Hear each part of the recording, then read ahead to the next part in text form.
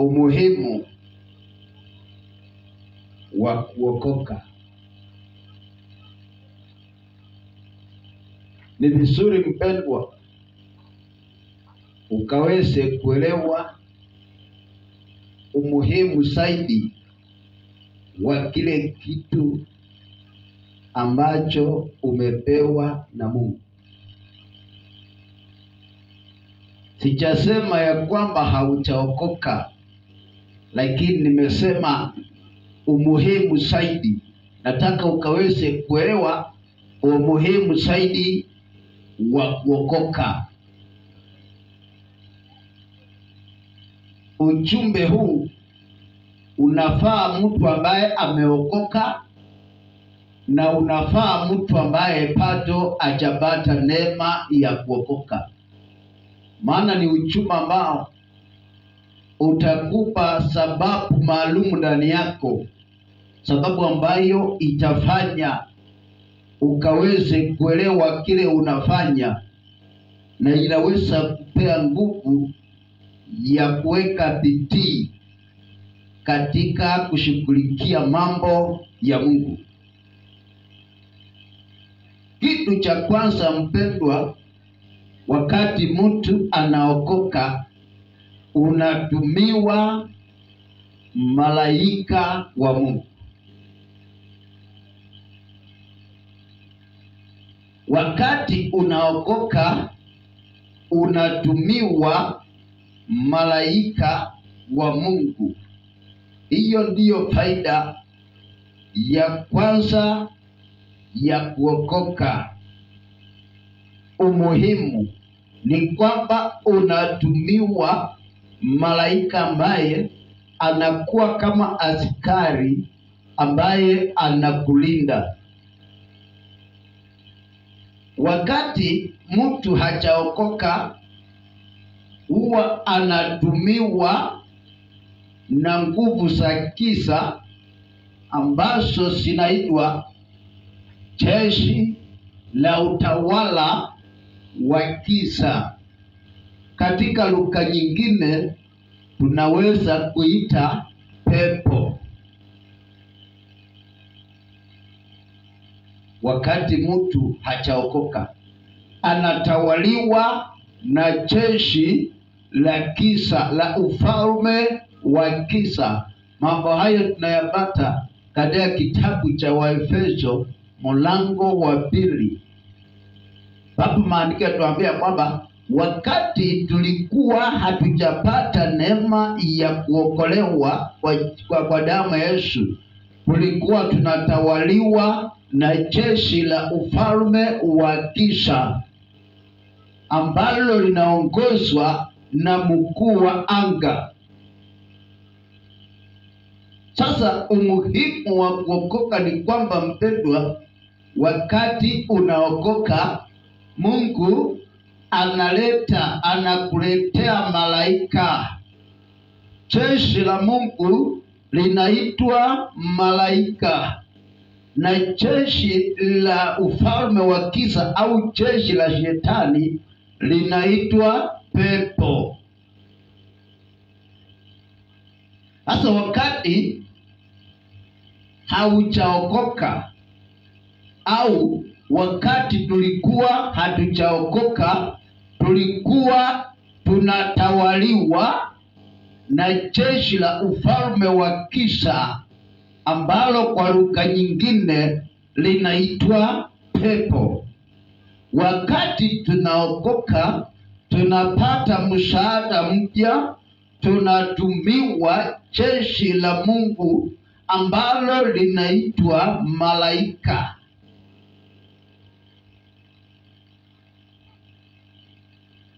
Huo ndio muhimu wa kwanza wa kuokoka. Wakati mpendwa unatumiwa malaika, wakati unatumiwa malaika na Mungu, Mungu mwenyewe anakutumia malaika ambao wana uwezo wa kupigana na mapepo ambayo yalikuwa yanakutawala. Maana ya Mungu kutuma malaika ni kwamba wakakuche ndani yako, wakaweze kuchukua utawala, wakanyang'anye utawala kutoka katika utawala wa giza au katika utawala wa kimapepo, ili utawala huu ukaweze kuingia katika utawala wa mwanga au utawala wa Mungu. Sasa wakati mtu anaokoka, huwa tunakuwa na vita ambavyo vinaendelea kati ya mapepo na kati ya malaika. Huo ndio umuhimu wa kwanza wa kuokoka, ni kwamba tunatumiwa ili ya kwamba wakaweze kutusaidia. Maandiko yanatuambia katika kitabu cha Waebrania mlango wa kwanza, Waebrania mlango wa kwanza ule mstari wa 14. Waebrania mlango wa kwanza mstari wa 14. Nataka tusome mahali pale. Maandiko yanatuambia malaika ni nini ila roho wanaomtumikia Mungu na ambao hutumwa kuwasaidia wale watakaopokea wokovu. Malaika ni roho ambao wanatumwa na Mungu, roho wanaomtumikia Mungu ambao wanatumwa kuwasaidia wale ambao wamepokea wokovu. Huo ndio umuhimu wa kuokoka, mpendwa. Sasa usikue wakati mwingine unakuwa na wasiwasi, unasema nikiokoka sijui nitafanyaje. Kazi yako ni kukiri Yesu. Wakati umekiri Yesu, maana yake ni kwamba umekubali kuhamishwa kutoka katika ulimwengu wa utawala wa giza uletwe katika ulimwengu wa mwanga. Na kazi hii inafanyika na malaika wa Mungu. Sasa roho, maana tunasema kwamba roho ni malaika wale wanaomtumikia Mungu, ambao wanatumwa kuwahudumia wale ambao wamepokea wokovu. Kukuhudumia, mpendwa, ni kumaanisha ya kwamba wale watu uliokuwa nao wa kwanza, wale mapepo waliokuwa wanakutawala, miroho za giza, hao ndio wanaitwa mapepo. Hizo miroho maana yake ni kwamba wewe hauwezi kupigana nazo. Ndiyo maana Mungu anatuma roho wake ambaye ndiye malaika ili akuje akuhudumie. Kukuhudumia, mpendwa, ni kumaanisha kuwa hawa watakuja kuanza vita ndani yako, kuanza kuondoa miroho ambazo zilikuwa zinakutawala za kwanza, ambazo zilikuwa zinakandamiza maisha yako. Umuhimu wa kuokoka, unatumiwa msaada, unatumiwa wala ambao watakuhudumia. Wakati mpendwa hujaweza kuokoka, pia nataka ukaweze kuelewa ya kwamba wakati ulikuwa hujaokoka ama wakati tulikuwa tujaokoka, mambo yenye tulikuwa tunafanya haikuwa kwa uwezo wetu, lakini yule mfalme wa giza ambaye anaitwa Ibilisi, papa wa uongo, alikuwa ametutumia jeshi lake, na hilo jeshi ndio lilikuwa linamhudumia huyo Ibilisi, linamhudumia Ibilisi kutufanya zinatufanya sisi tukatende dhambi, zinatupea nguvu ya kutukana, zinatupea nguvu ya kiburi, zinatupea nguvu ya majivuno, zinatupea nguvu ya kutoka katika kila jambo ambalo linaitwa njema. Yani hizo miroho hazitaki kitu chochote au jambo lolote linaloitwa mzuri likakuja kwako. Hizo miroho zinataka kila vitu vichafu, maneno machafu, mambo machafu peke yake ikuje kwako. Ni kwa maana walitumwa na huyo ibilisi ambaye mwenyewe ni mchafu ili sikuje kumhudumia.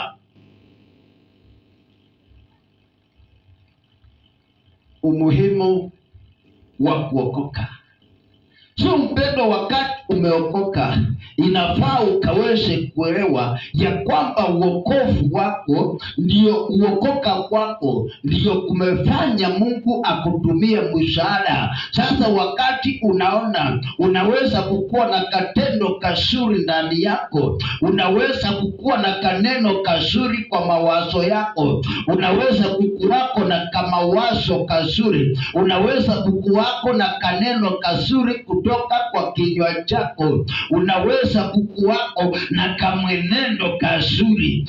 Hiyo ni kumaanisha ya kwamba yule malaika ambaye Mungu ametuma ndani yako ndiye anayekusaidia kufanya maneno hayo. Maana maandiko yanasema ya kwamba wanatumwa kwa wale waliopokea wokovu ili wakaweze kuwahudumia.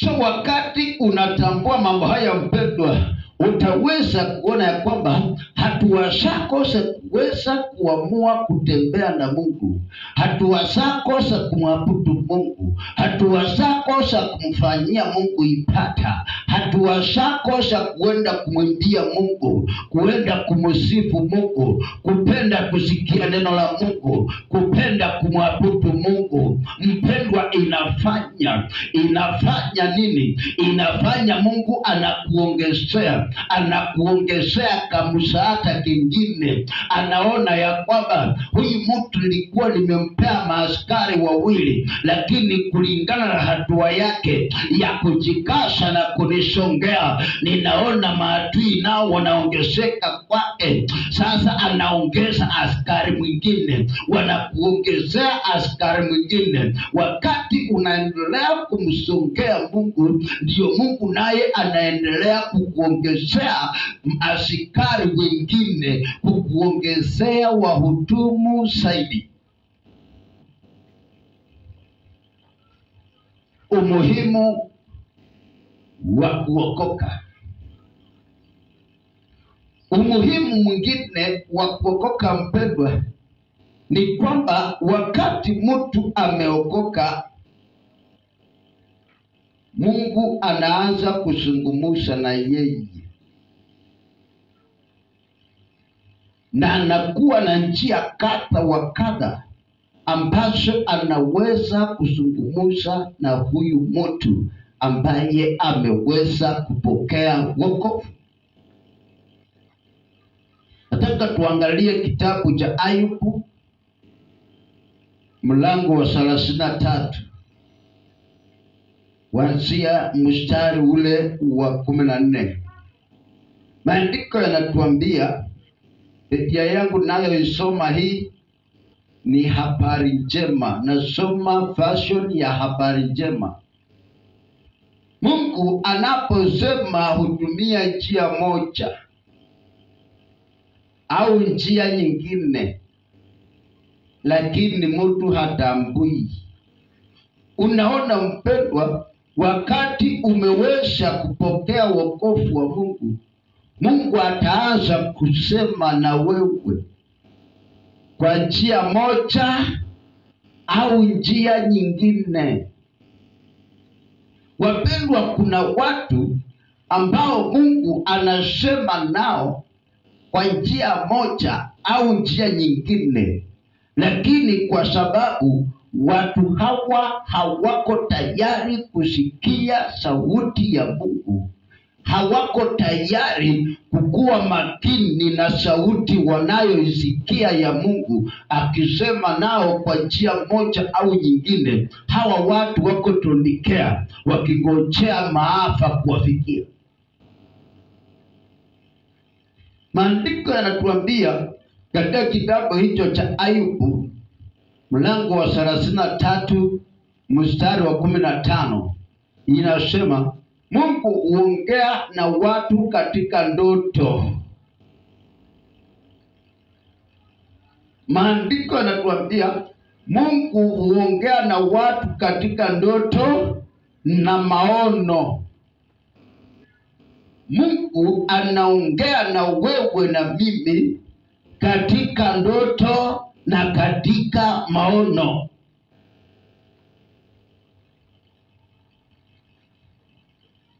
Lakini watu wapendwa, watu wamejifanya wako busy, hawahesabu maono ambayo Mungu anaweza kukuja nayo. Kuna mtu anaweza kusema ya kwamba nimeona tu neno hakakuja kwa kichwa yangu. Hiyo ndio inaitwa maono. Kakitu kanafunguliwa. Uko umekaa kwa nyumba yako. Unaweza kuwa uko unatembea. Unaweza kuwa uko kazini. Wakati unaendelea na shughuli zako, unaona kaneno kanakuja kwa akili yako. Hiyo kaneno ndio kanaitwa maono. Maono huwa inakuja kwa mtu kama mtu ako timamu, anatembea ama anafanya shughuli zake au amekaa. Kuna kakitu kanakuja, mtu anasema nilisikia kasauti, ni kama kuna kakitu kanakuja, inaitwa maono. Huwa inakuwa ni sauti ya Mungu. Mungu anasema ya kwamba yeye huzungumza na mtu kwa njia nyingine au kwa njia moja. Anasema na mtu kupitia kwa ndoto au kwa maono. Mungu, huyo Mungu ambaye ametuumba, wapendwa, anaweza kuzungumza na wewe kwa usingizi. Maandiko yanaendelea kuzungumza katika kitabu hicho cha Ayubu mlango wa 33 ule mstari wa 15. Nasema kwamba wakati usingizi mzito unapowavamia, eti wakati usingizi mzito unapokuvamia mpendwa. Mstari wa 16. Ayubu 33 mstari wa 16 inasema, wanaposinzia vitandani mwao, hapo huwafungulia watu masikio yao, huwatia hofu kwa maonyo yake. Eti wakati mpendwa uko kitandani, wakati umelala, wakati usingizi umekupana, eti Mungu anakuja, anakufungua masikio yako, alafu anakuletea ndoto ambayo inakutia hofu. Anakuletea ndoto, anasema kwamba huwatia hofu kwa maonyo yake. Anakuletea ndoto ambayo inakutia hofu. Ni kumaanisha kwamba hiyo ndoto ambayo inakuja ikikutia hofu, Mungu ako anakuonya, anakwambia hii kitu ni mbaya, anakwambia hapa utaangamia. Anakuletea ndoto ya kukutia hofu. Lakini watu wanachukua ndoto kuwa kitu cha kawaida, kuwa tu mtu anasema ndoto huja tu kwa sababu ya mawazo ya mtu. Lakini maandiko yananiambia ya kwamba wakati usingizi umeweza kumpana mtu, Mungu humletea ndoto akimtia hofu kwa maonyo yake. Anakuletea ndoto ambayo itakutia hofu. Kwa njia hiyo ako anakuonya maonyo yake. Siku moja mpendwa, wakati mtu huyu mmoja ambaye anaitwa Farao aliota ndoto, nayo ikamtia hofu. Na hiyo ndoto kumbe ilikuwa inazungumza ya kwamba kwa miaka 7 tutaweza kukua na njaa, na miaka 7 hiyo kunakuwa na miaka 7 ya vyakula na tutakuwa na miaka 7 ya njaa. Na hii ndoto ikamtia hofu. Alitafuta mtu wa kuweza kutafsiri. Mpendwa, nataka nikwambie ya kwamba wakati unapokea ndoto ya kukutia hofu, inatakiwa ukaweze kuelewa ya kwamba Mungu ako anazungumza na wewe. Farao hakuchukua ndoto kuwa ndoto. Yeye alijua hii ni hatari. Akatafuta wakanga wa Misri, wakashindwa kutafsiri ndoto. Akatafuta wapiga ramli, wakashindwa kutafsiri. Akatafuta watu wenye hekima, wale wasomi wamesoma, hawakuweza kutafsiri. Lakini akapatikana mtu mmoja anaitwa Yusufu, alienda akatafsiri. Na wapendwa, alipotafsiri akasema kutakuwa na chakula miaka 7 na tutakuwa na njaa miaka 7. Akanazungumzia ndoto. Hiyo ndoto ilikuja ikatimia mpendwa. Njaa ilikuja miaka 7 ikakula ulimwengu mzima. Lakini kwa sababu hii ndoto, kwa sababu Farao hakuchukua ndoto kama mawazo, yeye alichukua ndoto kama ujumbe. Hakuchukua kama mawazo ya mwanadamu, naye akaweza kuita Yusufu. Kwa miaka 7 mpendwa, Yusufu akaweka chakula. Wakati aliweka chakula, njaa ikashuka ulimwenguni. Mataifa yote pamoja na Wamisri wakakumbwa na njaa. Ndoto ambayo ilikuja kwa Farao haikukuja kwa taifa lingine mpendwa, ilikuja kwa Farao peke yake. Na kwa sababu ilikuja kwa Farao, Farao peke yake ndio aliweza kukusanya chakula. Mataifa mengine wakati njaa ilikuwa itakuja, kabla miaka 7 ya kwanza ijaisha, walikuwa wanafuna vyakula na kukula wakitania ni kawaida. Ni kwa sababu hawajapata ujumbe wa ndoto. Lakini mtu ambaye alikuwa amepata ujumbe wa ndoto anaitwa Farao. Wakati watu wanakula na kusaza na kutupa mabaki na kuuza chakula miaka 7 ya shite, yeye alikuwa na Yusufu ametengeneza zitoo kubwa. Yusufu akanaweka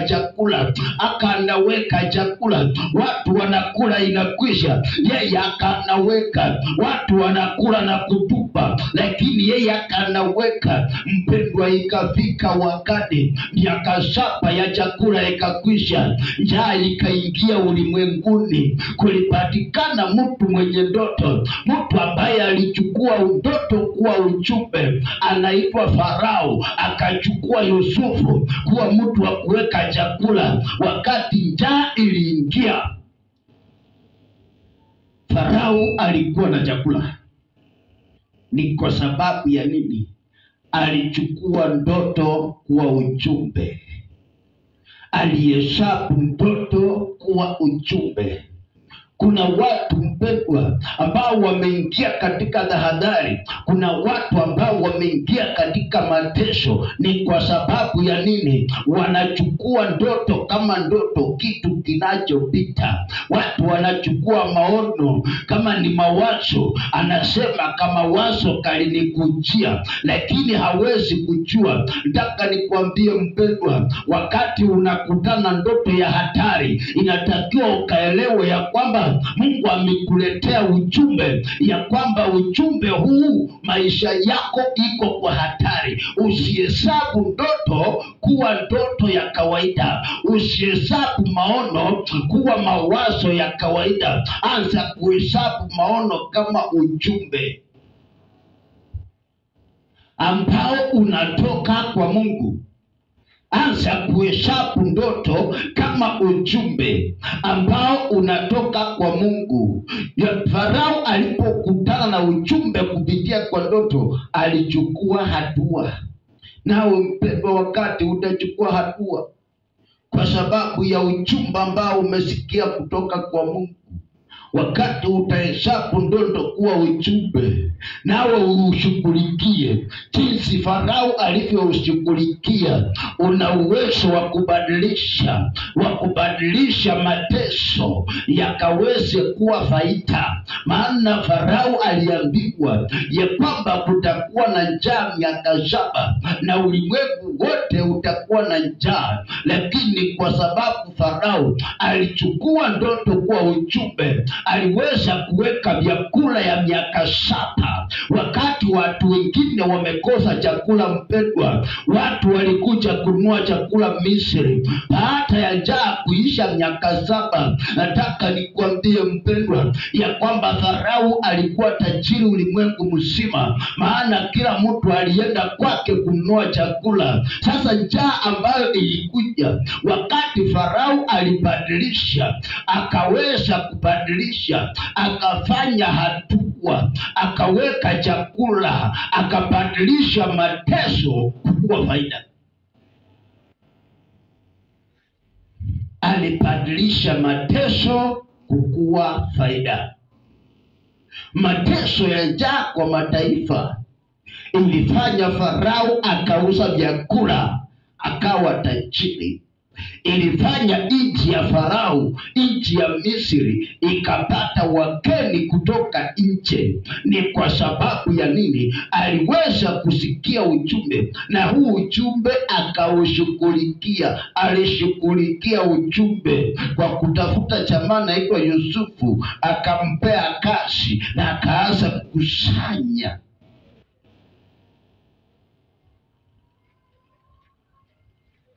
Maandiko yanatuambia katika kitabu cha Ayubu mlango wa 33 mstari ule wa 17, maandiko yanasema ya kwamba wapate kuachana na matendo yao mabaya na kufungilia mbali kiburi chao. Kuna ndoto mpendwa inakuja kwako, kumbe Mungu ameona kiburi ndani yako. Anasema analeta ndoto mbaya ili ndoto hii ikaweze kukufanya ukaweze kufungilia mbali kiburi chako. Wakati ndoto inakuja, maandiko yanasema ya kwamba ndoto ya kukutisha inataka ikutishe, ikuletee hofu na ifanye ufungilie mbali kiburi chako.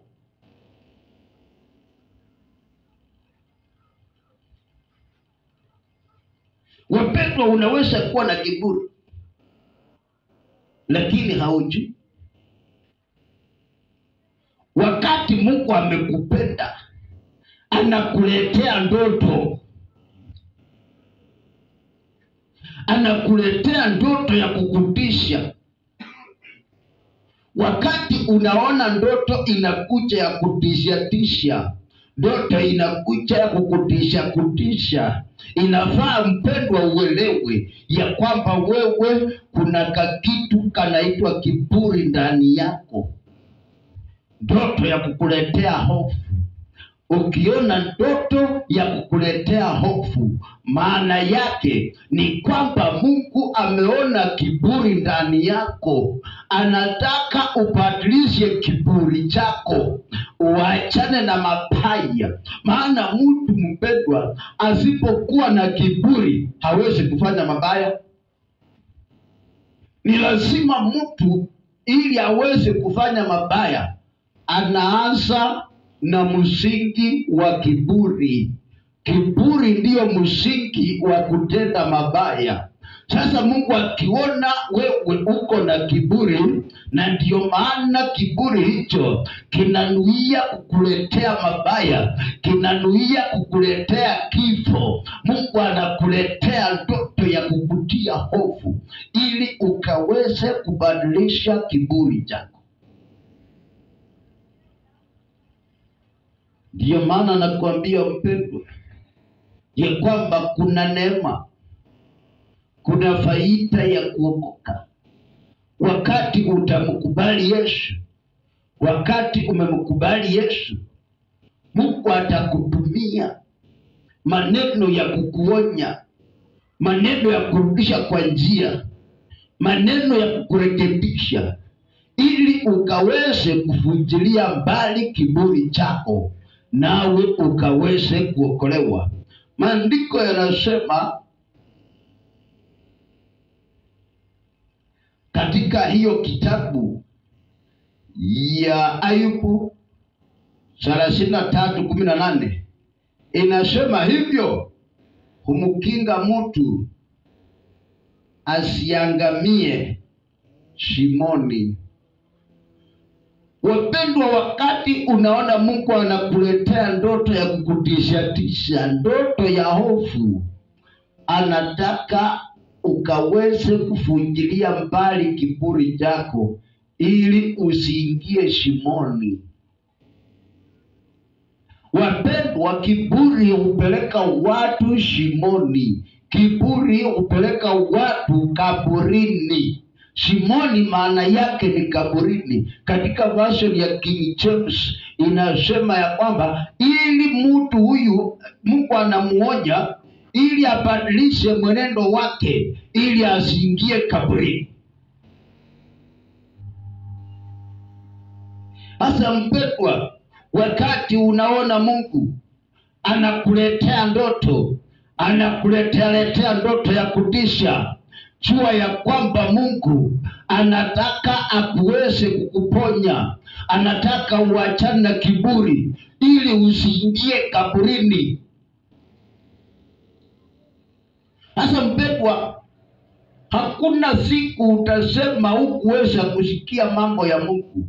Maana hata kama umekataa kuenda kanisani, hata kama umekataa kusikia mhubiri, lakini Mungu naye anakungoja na kiburi chako. Unaenda kulala eti umefanya kiburi, ukasema siendi kanisani, ukasema sitaenda kusikia neno, eti sitaenda kule. Umekataa, umejifanya bisi, kumbe una kiburi. Mungu anakungoja unalala, anakuletea ndoto ya kutisha. Hata kama wewe una kiburi ya kwenda kanisani, una kiburi ya kusikia neno, lakini mpendwa, Mungu huwezi kumpinga. Atakungoja kiburi chako kimekwisha. Umejikunja kitandani, umechaa kwa kitanda, umejifunika, usingizi umekupanda kitandani, unatania sasa umefanya kiburi mchana umemalisha.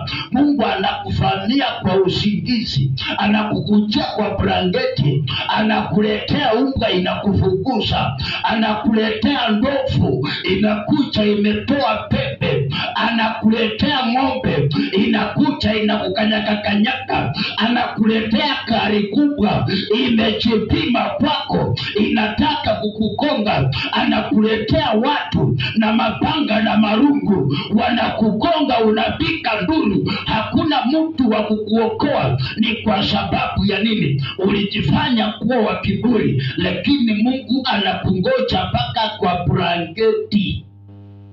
Mpendwa, hakuna kuepa, hakuna kuepa. Nataka nikwambie mpendwa, wakati Mungu amekuumba kwa sura yake na kwa mfano wake, kubali tu hii maneno, ukaweze kukubali kunyenyekea, ili ukaweze kuokoa maisha yako. Maana hakuna kuwepa kwa Mungu, hakuna kuwepa. Kuna watu wanapika nduru usiku. Mtu anapika nduru usiku, wanamkimbiza mpaka anaanguka kwa maji, kwa mto anaanguka kwa maji na mkarakisha. Mtu anakimbia, majambazi wanamfuata kwa ndoto, wanamkatakata mapanga. Mtu anaamuka amekwisha. Ni kwa sababu ya nini? Mungu anakuletea ndoto ya hofu, anataka ukavunjilie mbali kiburi chako ili usiingie shimoni. Anakuambia ya kwamba kama hautabadilika, anakuambia ya kwamba kama hautanyenyekea, iwapo hautanigeukia, wewe utaingia shimoni, wewe utaingia shimoni.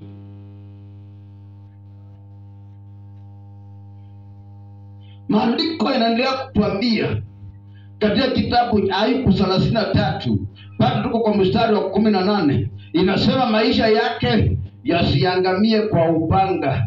Yani anakuletea ndoto ya kutishatisha, anakuletea mapanga kwa usingizi, ili ukaweze kunyenyekea, na ukibadilisha njia zako ukaweze kuvunjilia mbali kiburi chako na mabaya yako. Sasa panga haitakukujia, lakini iwapo utaendelea kuwa na kiburi, mpendwa, panga inakuja. Mtu asikudanganye eti uko safe, hauko safe. Panga iko hapo, inakuja.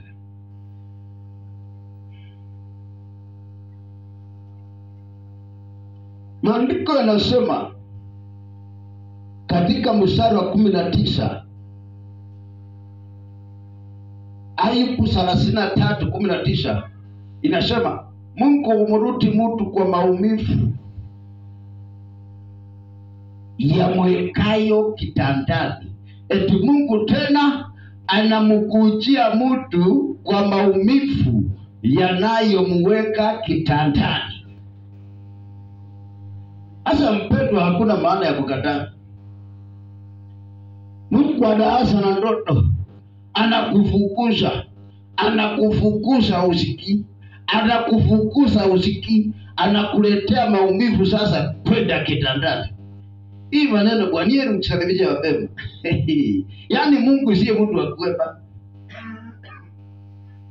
Anasema anakurudia tena sasa. Anakuja sasa na maumivu inayokutupa kitandani. Sasa kiburi chako chenye ulikuwa unafanya wakati ulikuwa unatembea, unajifanya uko busy, eti Jumapili una nafasi, eti wakati wa maombi hauna nafasi. Mungu anasema sawa, nimeona hauna nafasi, sasa ingia kitandani. Sasa ukae kitandani wiki mzima, ukae kitandani mwezi mzima, ukae kitandani miezi iendelee. Mpendwa, penye ulikuwa unatembea, watu hakuangalia, hawakuoni. Hata sasa unaanza kutamani kukaa, hauwezi, umefinyiliwa kitandani. Mpendwa, kuna watu wanaringa, watu wanaonyesha ubisi wao, eti tuko bisi. Ni kwa sababu wakati hujafika. Nataka nikuambie mpendwa, ya kwamba wakati unaona ndoto mbaya zinakuja, na wewe bado uko na kichwa ngumu, uko na moyo wa mawe, nataka nikuhatarishe mapema ya kwamba mpendwa, kuna kitanda kinakuja sasa. Mungu anasema sasa atakuja na kitanda, akuweke kitandani. Na kama hauna kitanda, kwa nini maneno kaje?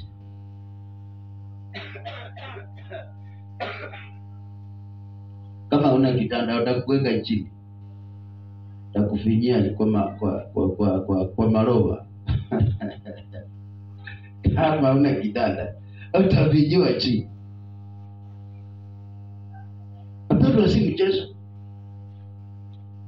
Tunataka nikuambie mapema, hii nafasi umepewa ya kutembea.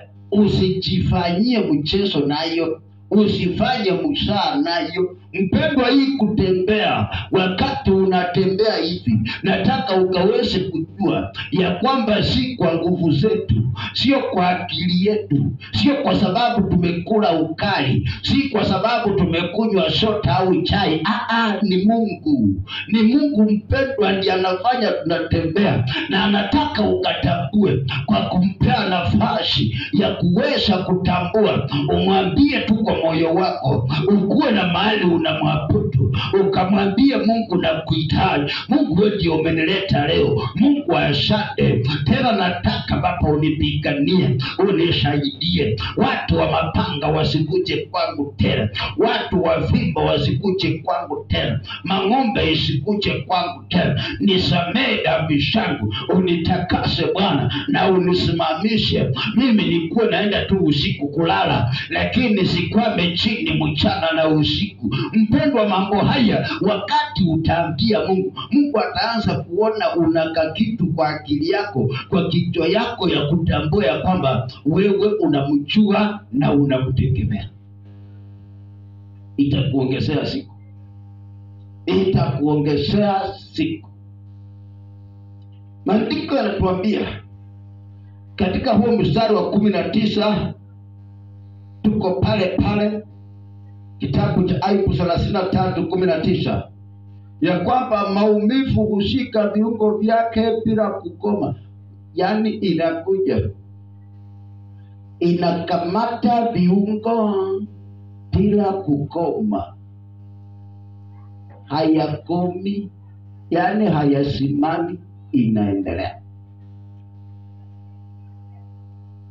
Mpendo, wakati unaona viungo iko na nguvu, unaweza kunyorosha mguu ukatembea, ukaweza kunyorosha mkono ukafanya kazi, unaweza kupanua mdomo ukazungumza, unaweza kupanua mdomo ukatafuna ukali, ukakunywa chai, ukakunywa matunda. Mpendwa, nitakiwa ukaweze kufahamu ya kwamba hiyo ni miujiza. Viungo vya mwili viko na afya. Kuna mtu ambaye hawezi kutafuna ukali bwana, hawezi kutafuna hata chai, hawezi kukunywa. Viungo vyake vimelemewa na maumivu. Lakini wewe unaweza kutafuna kideri, unaweza kutafuna nyama, unaweza kumeza chai na hivi vyote. Alafu unasema eti yani Mungu amefanya nini? Mungu anakuangalia anasema, huyu mtu namna gani? Kwa nini amekuwa kipofu hivi? Wapendwa, ni miujiza. Viungo hivi kuwa na uwezo. Uko na macho, ina uwezo ya kuona. Uko na masikio, ina uwezo ya kusikia. Una kinywa, kina uwezo ya kuzungumza na kukula vyakula. Una miguu, inatembea. Unaweza kukimbia. Una mikono, inafanya kazi. Mpendwa, hiyo ni miujiza. Viungo vyako viko na afya. Inatakiwa tuanzie pale kumwambia Mungu asante. Ikifika asubuhi, unamwambia Mungu asante, umeweza kunipa viungo vyako vyenye afya. Kufika jioni, mpendwa, rudia tena, mwambie Mungu asante, umeweza kunipa afya. Viungo vyako vyote viko na afya na viko na nguvu. Mpendwa, inasaidia moyo wa Mungu kutambua ya kwamba kuna mtu ananitambua ya kwamba ninamhudumia. Na inafanya moyo wa Mungu unakupenda. Moyo wa Mungu ukikupenda, utakuongezea kitu kingine katika maisha yako. Jioni ya leo nataka tukaweze kufika pale. Tutaendelea na mafundisho haya siku ya kesho, ukaweze kujua umuhimu zaidi wakati wa kumjua Mungu. Kuna umuhimu ambao utapata ambao mtu mwingine hana. Ndio maana nakualika ya kwamba fanya uamuzi wako, ili tukaweze kujidhihirisha mbele za Bwana ya kwamba Bwana ametupenda. Tukadhihirishe upendo wetu kwa Mungu, maana ametupenda kwanza, na tutaona baraka zake. Nataka tukamwambie Mungu asante jioni ya leo. Mwambie asante kunisaidia, asante kwa uzima. Baba, tunakushukuru, umeweza kutupa afya kwa viungo vyetu. Hata Baba, umetuondolea ndoto ya hofu, umeweza kutuondolea maono ya hofu, umetupea maono mema, umetupea ndoto njema, umeweza kulinda viungo vyetu. Bwana Yesu, nasema asante. Wewe unastahili na wewe ni Mungu mkuu. Jehova, nasema asante jioni ya leo. Pokea sifa na utukufu Yesu. Uinuliwe kwa wema na utukufu wako. Pokea sifa Masia, maana wewe unastahili. Baba, tunakupenda maana wewe umetupenda sana. Ulitupenda hata kabla hatujakujua, ulitupenda kabla hatujazaliwa. Baba, tunasema asante. Pokea sifa na utukufu, maana wewe ni Mungu wetu. Asante kwa jioni ya leo. Naomba neema yako Masia ikatumu katika mazingira haya, ikatumu katika anga hii. Tukaone ukuu wako na uwezo wako Yesu, maana wewe ni Mungu mkubwa. Asante.